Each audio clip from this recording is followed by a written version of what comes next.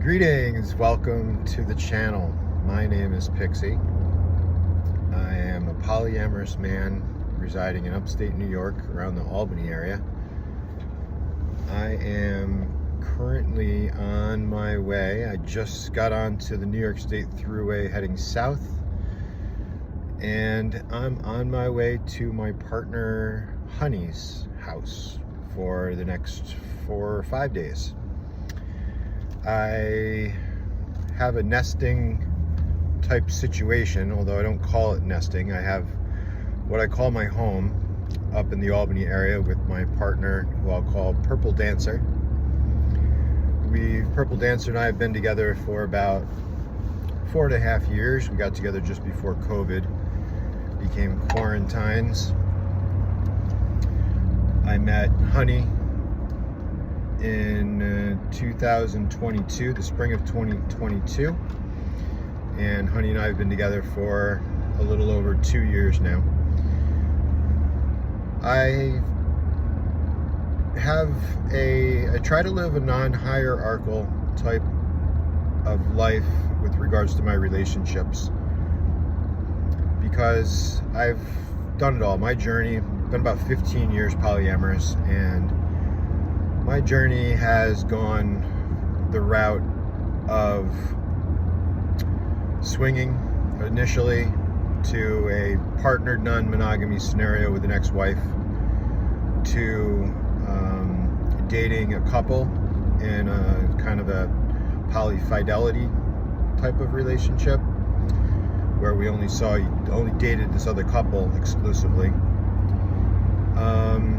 And then, I think the natural progression is, as you grow as people, you start making connections with people through intimate connections. And there can't always be a balance in the way that a couple would relate with other people. And I started getting some attachments to some other people. My ex-wife started getting some attachments to some other people, and she didn't really like that we weren't playing or relating together. And with regards to the hierarchy, I made some hierarchy blunders back in the day, getting attached with some women and then having to tell them, no, I'm sorry, I can't play with you or relate with you because my ex-wife doesn't want me to. And that hurt some people. Then, after this wife and I broke up because she wanted actually to go back to monogamy, I got with someone who had a partner who vetoed me all the time. And guess what? That didn't feel good either. So I decided to set off on my polyamory journey as a solo poly type of person. And now it's morphed into more of a relationship anarchy, kind of relationship fluidity model. So I do live with Purple Dancer. We have separate bedrooms. We consider ourselves guardians of each other's solitude. And we also throw in partners in residence. So we don't share finances, but we split all the costs 50-50 down the middle. And I'm just kind of all over here. This is my first video. I don't have a strict agenda. I figured I have another 40 minutes or so of driving, so I was just going to kind of ramble on about my life and what my life is all about. I encourage you, if you have any questions or comments, to leave them in the comment section, or I did put my email in my bio, so feel free to reach out to me via email and I'll respond when I can. So I'm just a little all over the place, but back to my current situation. So I try to practice non-hierarchy, guardians of each other's solitude, partners in residence with Purple Dancer. We have our separate bedrooms, and it's challenging. There's times when I kind of want my own space, and there's other times when it's really lovely having someone there around to bounce off of. Honey lives by herself. She's got a house, and she lives by herself. She practices also a relationship anarchy, has another person, another love.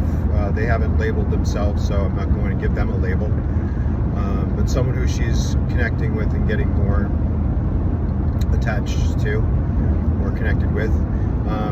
This was Honey and Purple Dancer's first foray into polyamory with me, and so I'm kind of doing a little bit of a Poly One Kenobi type thing, but honestly they were already set to go before I met them, and there was a bit of a learning curve for each of them.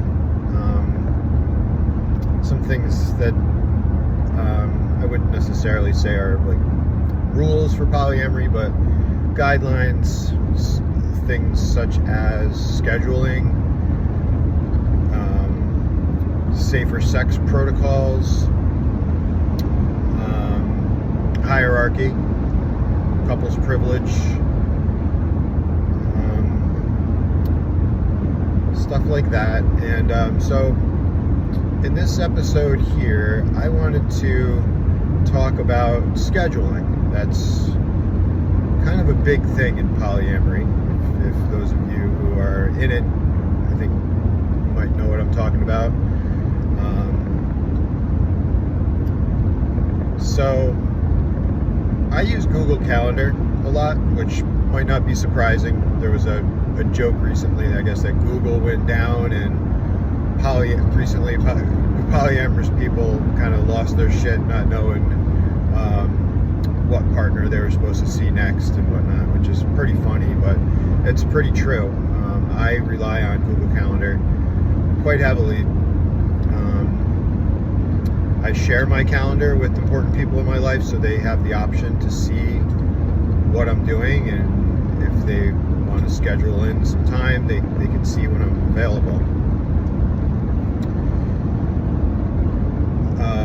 It works pretty well. There are some challenges with it, and sometimes people don't want to see what I'm doing, and it could cause some feelings if they can see, say, if I have someone new that I'm seeing and I have them listed on the schedule. If I don't communicate that I'm seeing someone new, and they happen to know a current partner who would see it on the calendar, that could cause some feelings.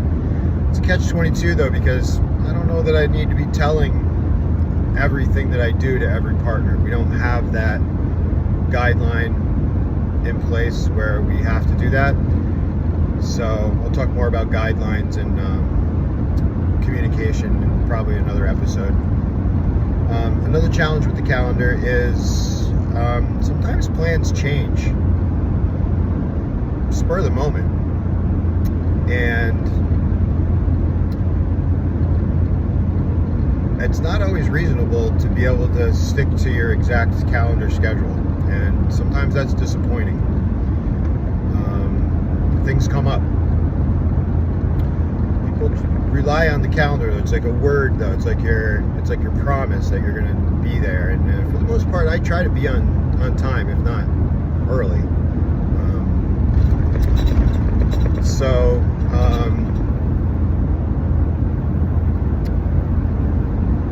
I'm not perfect at the calendar. And also there's some weird things when you go change a time on the Google Calendar, a start time per se, it will automatically change the end time that you had listed. So if you're not careful, you could throw things off by changing the start or end time either way, and give some people some false expectations. I do share both Purple Dancer and Honey's calendar. I can see them, however, they don't tend to put all of their information on the calendar.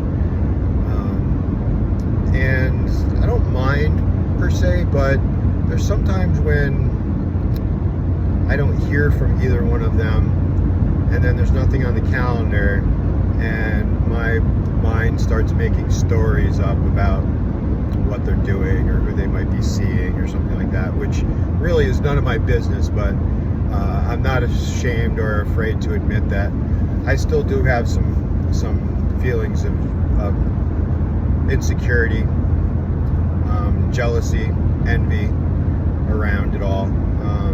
It's something that definitely has gotten easier with the years and practicing, and just being okay being by myself. But the schedule, the calendar does offer an invitation for some feelings when you see somebody doing something else with someone else, or like I said, not being responsive if there's nothing on the calendar. Hazard reported ahead. Let's steer clear. A unicorn doesn't concern herself with such matters. That's my ways there. So there was a specific calendar snafu today.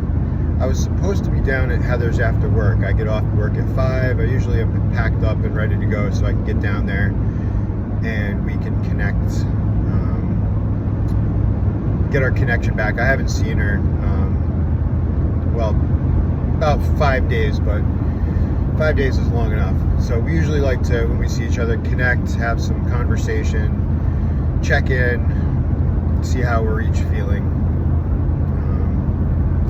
And then we're able to kind of ease into maybe some intimacy before bedtime. However, Purple Dancer had an event tonight for a coworker who was leaving her office, who had been there for several years, and she wanted to bring me along as her partner, companion, to meet the office. I hadn't met her office yet. It's a fairly new job, so I wanted to go. I thought this was important, especially her being new in the office. It would be nice to show names and faces to her partner, and I get to know some of the people that she works with every day. So I definitely wanted to go. So this came up fairly recently, and I just didn't have time to, I did have time to mention it to Honey. I meant to. There were some times when I was trying to, but the moment wasn't right. She was telling a story, and it slipped my mind. So, also, Lori Purple Dancer didn't put it on the calendar, so it wasn't on the calendar for anybody to see, and so I never communicated to Honey that I'd be a little bit later. So it was only a couple hours later, maybe an hour and a half, but nonetheless, she was a little disappointed that I'd be getting there later, and we wouldn't have as much time to connect. We do have some important things to talk about. We actually had our first threesome last weekend, and we haven't really connected on all of the thoughts processing that we wanted to do. So, and then she has her kids tomorrow. Honey does. So we'll have the kids, and maybe not as much of a chance to connect. So she was disappointed. Honey was. I was going to be a little later, and I kind of messed up on the calendar. So I tend to be a little bit hard on myself when I make mistakes like that disappoint people. I'm trying to work through it. I don't think I was terribly over the top upset about myself, but I was kind of upset that she would make it such a disappointment known to me that we wouldn't have this hour and a half time. Once I explained what the event was, she conveyed some empathy and felt good about me going with Lori to the Purple Dancer. Okay, Purple Dancer's name is Lori. To the event. So she was happy for Lori that I was going to be able to come. So that felt nice, and I let it go. Honey told me to let it go. Everything was good. And then a little bit later in the day, she sends me a text and says, so realistically, what time do you think you'll be there? And I said 8:30 at the latest. And she replied back, okay, so 9 p.m. LOL. And I was confused because I thought we were letting it go, but she brought it back up again, and I responded back saying, if you'd like me to just come tomorrow, I could come tomorrow after I get out of work. I have a half day tomorrow. And if she wanted to do something else, I didn't know if she wanted to see a friend or maybe go out on a date or go out with her other partner. I felt like I was wasting her time, and I felt bad about it. So I offered for the next day to come down. Well, she didn't respond for a couple hours, and then I start telling myself stories that she's, I don't know. The story I was thinking is that she has a date with a new person that she wanted to go on but wasn't going to go on because I was coming down tonight, and now she has the opportunity, but I don't know. And in fact, I still don't even know what she's doing. She didn't tell me what she's doing, and again, it's none of my business. I'm not there. It shouldn't matter what she does, and I get that, but my mind's telling me stories because, one, we haven't connected on the threesome issue yet, and I feel like there's a little bit of tension involved with that, just unknown, and there's really no big deal. It was my idea for the threesome, so it's not like it was anything that was totally bad or unwanted or whatever. But that's good. I'm going to have an episode on threesomes as well and talk about those. Not that I'm an expert, but I have been. It's not my first rodeo. So back to the scheduling and the calendar. Yeah, it's tough. It's a constant challenge. People will tell you in polyamory that love is infinite. Love abundantly and unabashedly with reckless abandon, they say. However, time is the resource that is limited, and having two partners of fairly equal status in my life is important. There's a tug for time. I feel it.